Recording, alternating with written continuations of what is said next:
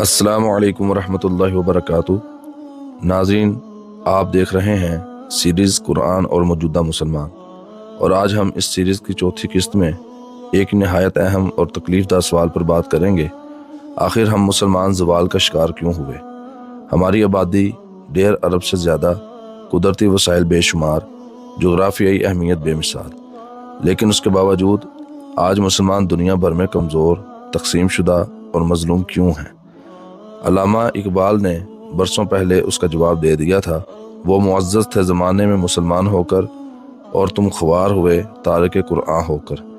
آج کی ویڈیو میں ہم ان 5 بڑے اثرات کا جائزہ لیں گے جو قرآن سے دوری کی وجہ سے ہماری زندگیوں پر مرتب ہوئے۔ پہلا، فکری انتشار اور مقصد زندگی سے دوری۔ جب کوئی قوم اپنا نقشہ راہ کھو دیتی ہے تو وہ بھٹک جاتی ہے۔ قرآن ہمارے لیے وہ نقشہ راہ تھا جو ہمیں بتاتا تھا کہ ہم کون ہیں، کہاں سے آئے ہیں اور کہاں جانا ہے۔ اللہ تعالیٰ فرماتے ہیں، وَمَنْ أَعْرَضَ عَنْ ذِكْرِي فَإِنَّ لَهُ مَعِيشَةً ضَنْكَ، اور جس نے میری یاد سے منہ موڑا اس کے لیے زندگی تنگ کر دی جائے گی۔ آج ہماری زندگیوں میں پیسہ ہے، آسائشیں ہیں، مگر سکون نہیں ہے۔ ڈپریشن ہے، بے چینی، اضطراب، یہ سب اس بات کی علامت ہے کہ ہم نے روح کی غذا کو چھوڑ دیا۔ دوسرا ہے اخلاقی پستی اور کردار کا بحران۔ قرآن صرف عبادات کی کتاب نہیں، یہ کردار سازی کی کتاب ہے۔ جب ہم نے قرآن کو صرف طاقوں اور الماریوں تک محدود کر دیا تو ہمارے معاشرے سے سچائی، امانت اور دیانت بھی رخصت ہو گئی۔ نبی کریم صلی اللہ علیہ وسلم نے فرمایا، مومن بزدل ہو سکتا ہے، بخیل ہو سکتا ہے، لیکن مومن جھوٹا نہیں ہو سکتا۔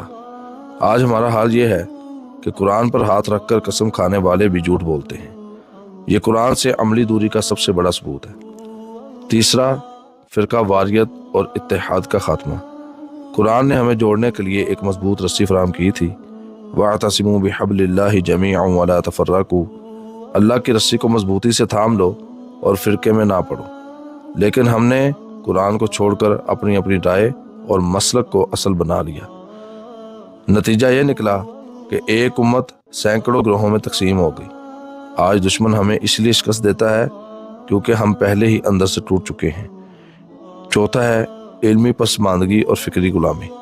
اسلام کا پہلا حکم تھا، اقرا، پڑھو۔ قرآن نے ہمیں کائنات پر غور و فکر، تحقیق اور تدبر کی دعوت دی۔ جب تک مسلمان قرآن سے جڑے رہے، وہ سائنس، طب، ریاضی اور فلسفے میں دنیا کے امام رہے۔ لیکن جب ہم نے قرآن کو صرف ثواب کی کتاب بنا دیا اور تدبر چھوڑ دیا تو علم و تحقیق کا میدان دوسروں کے ہاتھ میں چلا گیا۔ آج ہم موبائل سے لے کر مسائل تک ہر چیز میں دوسروں کے محتاج ہیں۔ پانچواں، اجتماعی ذلت اور عالمی کمزوری۔ قرآن ہمیں عزت کا راستہ دکھاتا تھا، ان العزت للہ جمیعا، لیکن جب ہم نے اللہ کی کتاب کو چھوڑ دیا تو عزت بھی ہم سے چھن گئی۔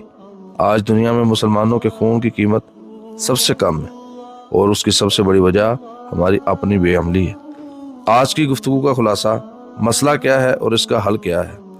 ہماری بیماری ایک ہے، قرآن سے دوری، اور اس کا علاج بھی ایک ہی ہے، قرآن کی طرف واپسی۔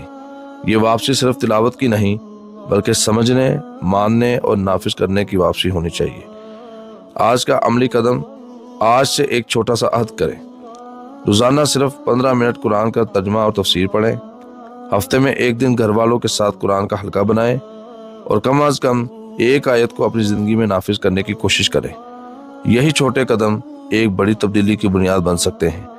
ناظرین، اگر ہم چاہتے ہیں کہ ہماری آنے والی نسلیں عزت اور وقار کے ساتھ جئیں تو ہمیں قرآن کو دوبارہ اپنی زندگی کا مرکز بنانا ہوگا۔ اگلی قسط میں ہم بات کریں گے، قرآن اور جدید سائنس، کیا واقعی قرآن سائنس کے خلاف ہے یا اس کا رہنما ہے؟ تب تک کے لیے اپنے میزبان کو اجازت دیجیے۔ اللہ تعالیٰ ہمیں قرآن کو سمجھنے، اس پر عمل کرنے کی توفیق عطا فرمائے۔ والسلام علیکم ورحمۃ اللہ وبرکاتہ۔